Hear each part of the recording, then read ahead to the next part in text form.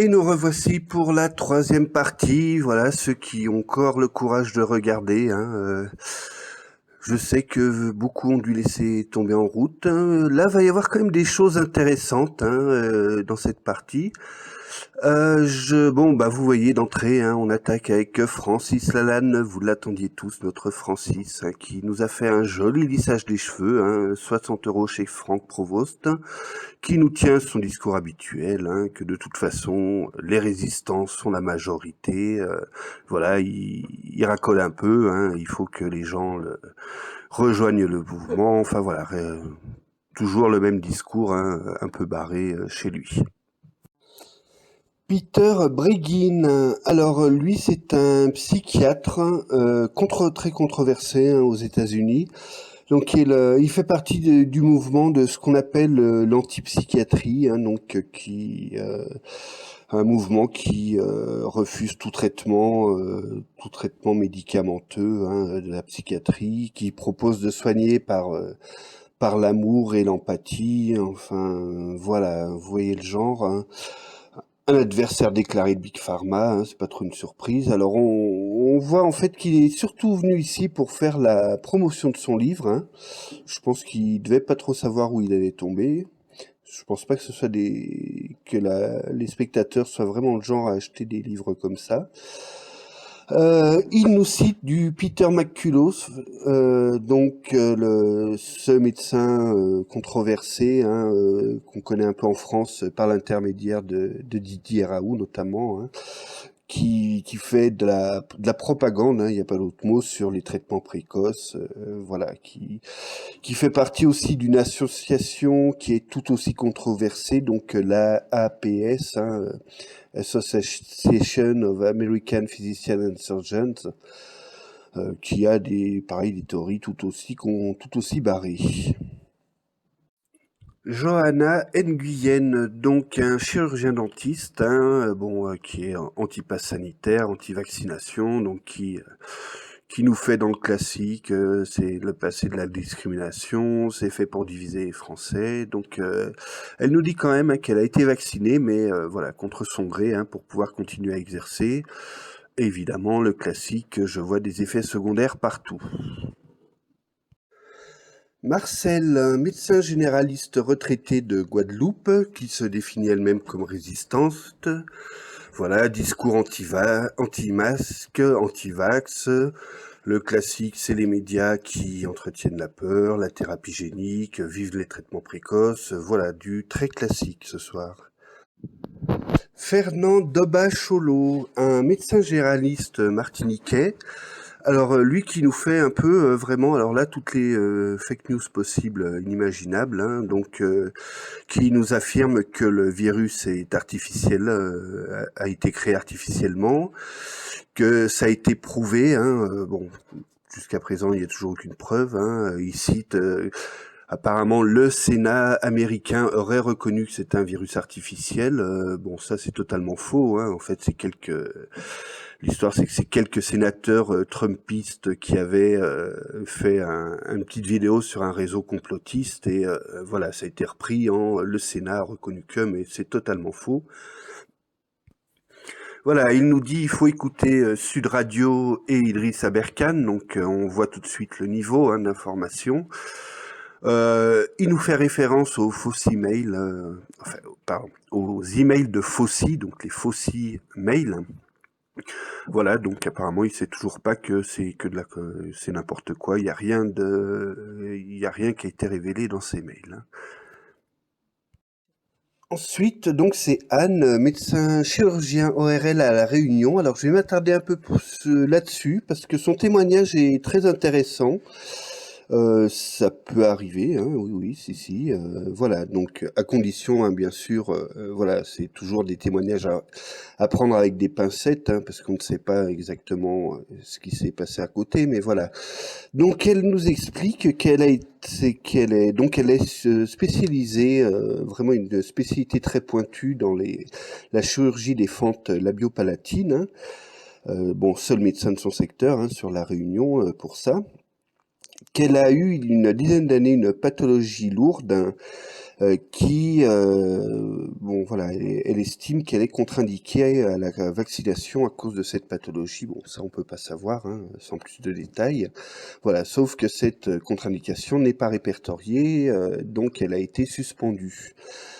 Elle a demandé à faire, elle a proposé de faire des tests PCR chaque jour, hein, même à ses frais, ça lui a été refusé.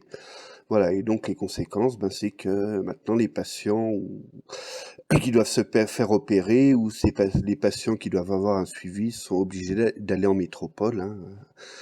Voilà, donc c'est un témoignage qui est intéressant, hein, parce que, ben, évidemment, hein, on n'est pas dans un monde de bisounours, hein, il y a des ratés, hein, pour le pass sanitaire, pour la vaccination, ça peut en être un, hein, éventuellement, ça peut en être un, en effet. À condition, bien sûr, hein, je le répète, c'est que, voilà, ça c'est ces propos, voilà, on ne sait pas ce qui s'est passé exactement. On peut se poser la question pourquoi elle vient s'exprimer ici, alors qu'on sait que c'est un repère de complotistes. Voilà, d'un autre côté, on peut aussi se dire, est-ce que sa voix légitime ne serait pas perdue dans toute la désinformation quotidienne, hein, qu'on entend, alors qu'elle mériterait, voilà, elle mériterait d'avoir une attention. Voilà, donc je vous laisse réfléchir. Enfin, c'est vraiment intéressant comme témoignage, hein. Au moins, sur 24 heures, on aura eu au moins quelque chose d'intéressant. Ensuite, alors, une grosse partie avec les Mamans Louves, hein, donc les Mamans Louves, hein, vous vous en doutez, c'est un collectif de mères de famille qui sont opposées à tout ce qui peut toucher aux enfants, donc les masques, les mesures sanitaires, la vaccination, voilà, donc je vais pas m'attarder dessus. On remarque quand même, il y a des fois des propos un peu limites, hein, on sent que, voilà, certaines sont un peu agressives, enfin, il y en a une qui parle d'aller chercher, elles iront chercher leurs enfants par tous les moyens, enfin voilà. Vu ce qui s'est passé l'année dernière avec Rémi Daillet, est-ce que c'est bien opportun ce genre de message? Je ne suis pas sûr. Katia Kadinouche, donc médecin généraliste à la Réunion, hein, donc qui tout de suite emploie des termes très crus, hein, voilà, donc l'État fait un carnage sanitaire, elle nous fait une longue tirade anti-vax, anti-pass, l'État corrompu qui abandonne les patients, voilà, voilà, donc c'est comme ça pendant 3 minutes, enfin rien de bien palpitant. Alors, Jean-Jacques Devic, donc qui se présente comme un ancien de l'industrie pharmaceutique, hein, qui connaît bien le système, hein, selon ses dires, voilà, qui ne comprend pas comment on a pu développer un vaccin aussi rapidement, enfin voilà, qui nous fait un peu tout le discours anti-vax, hein. Alors, chose intéressante, hein, donc il use d'arguments d'autorité que voilà, il a travaillé dans une compagnie qui a l'habitude de faire ça. Un petit coup à son profil LinkedIn et on s'aperçoit qu'en fait il travaillait dans une société de pharmacie en fait qui est spécialisée dans le pollen pour la désensibilisation allergique. Voilà, donc on est un peu loin quand même du vaccin Covid. Ensuite, un médecin anonyme suisse, alors complètement anonyme, hein, on ne sait même pas son prénom, qui se présente comme généraliste avec des responsabilités universitaires. Donc elle dit qu'elle est passée à la phytothérapie, hein, depuis plusieurs années, donc elle ne soigne plus, elle ne donne plus du tout d'antibiotiques à ses patients, hein. Elle soigne tout aux vitamines et aux oligo-éléments. Et évidemment, elle a fait la même chose pour le Covid, avec 100% de réussite, hein. Ça on pouvait s'y attendre. Et, et après, on a droit au classique discours, de toute façon, on veut nous faire taire, voilà, on veut promouvoir des traitements à plusieurs centaines d'euros, alors que nous, on peut soigner pour rien. Enfin, voilà, le discours traitement précoce classique. Ensuite, on a droit à un long débat enfin long débat à sens unique, hein, bien sûr, entre Pascal Sacré, hein, qu'on avait déjà présenté dans la première vidéo, un médecin belge qui a été suspendu, et Éar Julien, donc un infirmier spécialisé en gérontologie, qui a été suspendu pour ne pas être vacciné, hein, voilà.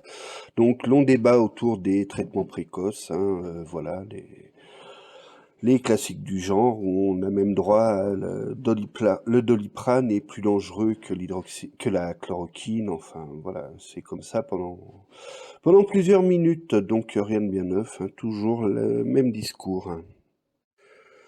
Ensuite, Paul, un médecin a priori urgentiste, hein, alors qui se décrit d'entrée comme victime d'une chasse aux sorcières, hein, qu'on veut censurer les médecins qui savent, hein, voilà. Il nous cite Montagnier et Raoult en exemple. Niveau presse, ses références, c'est Berkoff et François. Voilà, ça en dit long. Donc il nous dit que toutes les décisions ont été prises sans que les médecins aient eu aucune lecture scientifique. Bon, ça c'est évidemment faux. Évidemment, il a constaté des nombreux effets secondaires et des décès suite au vaccin, mais qui n'ont bien sûr jamais été pris en compte. Voilà, il termine quand même par un discours carrément antimacroniste, hein, voilà, avec la Constitution et la loi qui sont bafouées en permanence. Enfin voilà. Donc là, je pense qu'il mélange beaucoup politique et sanitaire.